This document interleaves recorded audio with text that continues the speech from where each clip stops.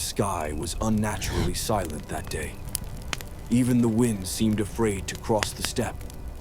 The Turkic land was strong, its tents spread wide, its horses swift, its fires rising proudly toward the heavens. But fate is patient, and even the mightiest peoples cannot escape its gaze. One night the enemy descended without warning. Swords gleamed under the moonlight, fire devoured the tents, and the thunder of hooves mixed with screams. The battle did not last long, because this was not a battle, it was a massacre. Women, children, elders.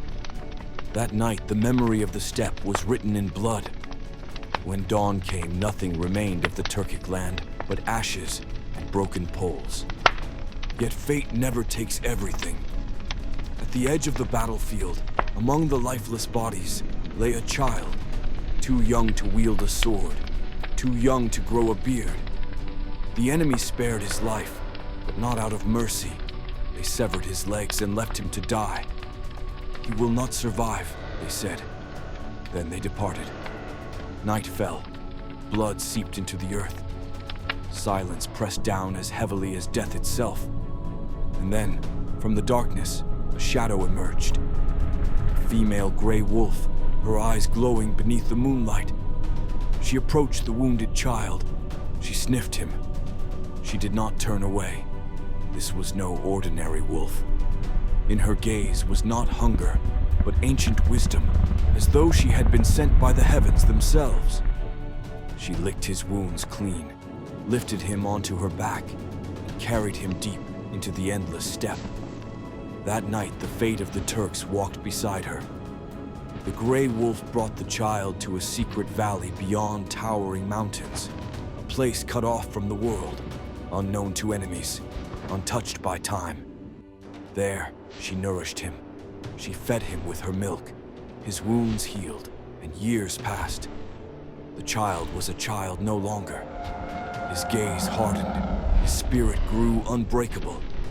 He learned the language of the wind, the rhythm of the plains, and the meaning of survival. The gray wolf had taught him more than how to live. She had taught him how to be Turkic. In time, 10 sons were born from him. Each carried strength, each bore courage. They multiplied, they became a tribe, then a people. But the valley could no longer contain them. Ahead stood a final obstacle, mountains of iron and stone, unyielding, impassable. The people tried every path. Swords could not cut through. Horses could not cross. Then one voice rose among them. "We know how to melt iron.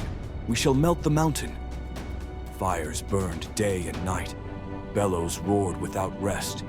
The mountain glowed red, iron wept, and one morning, the mountain split open. At the head of the path stood the gray wolf. She raised her head. She howled. The people followed.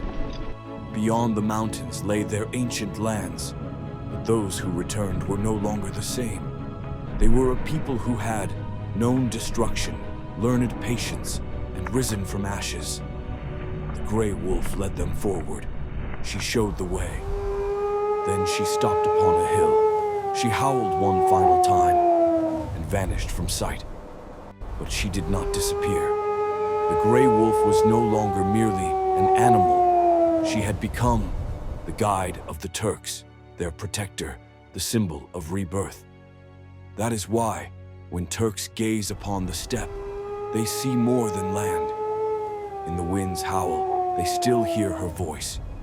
For the Turk may fall, but never vanish, may burn, yet always rise again.